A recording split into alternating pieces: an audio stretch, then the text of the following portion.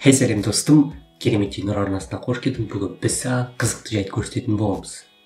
Қазір таңғы сағат 6. Менің қазір тура шашымда сағыз жабысып қалған.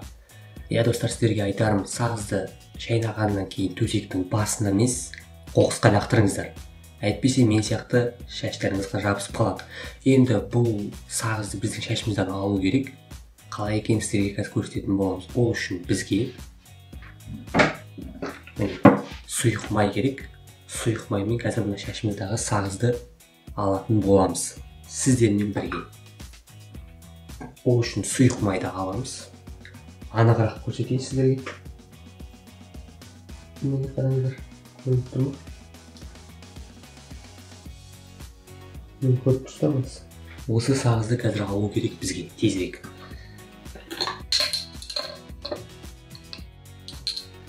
Майды аламыз.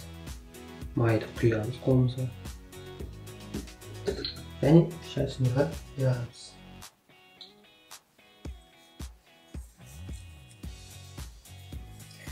Бұл біздің шашымызды жібітіп қана қоймай, сағызды да жібітеді достар.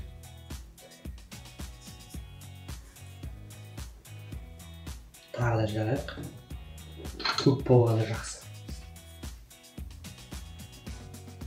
Бұл сұйық май сіздің қорықпаңды шашыңыз түсіп қалмайды. Керісінше сіздің шашыңызға оң әсерін береді.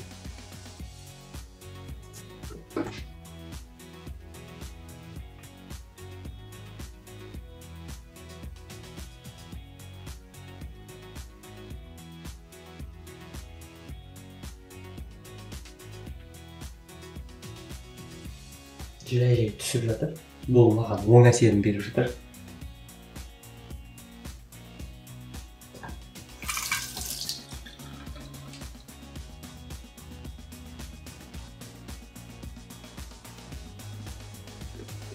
Тағы да май қосу керек.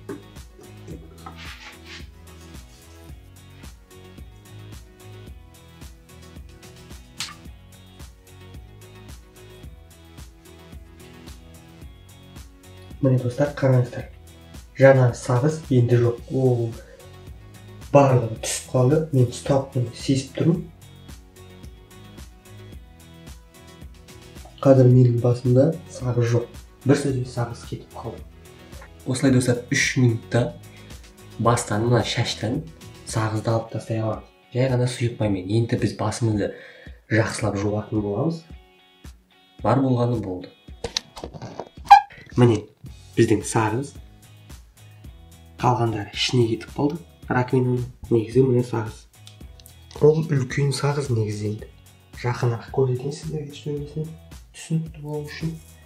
Мына жердің барлық сағыз болды жаңа көрсеткенімдей. Енді сағыз міне қараңыздар. Жоқ. Көріп тұрсыздар ма? Сағыз енді жоқ. Болды.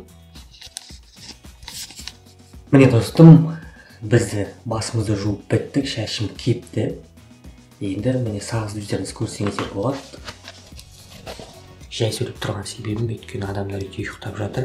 Қазір қараңыздар.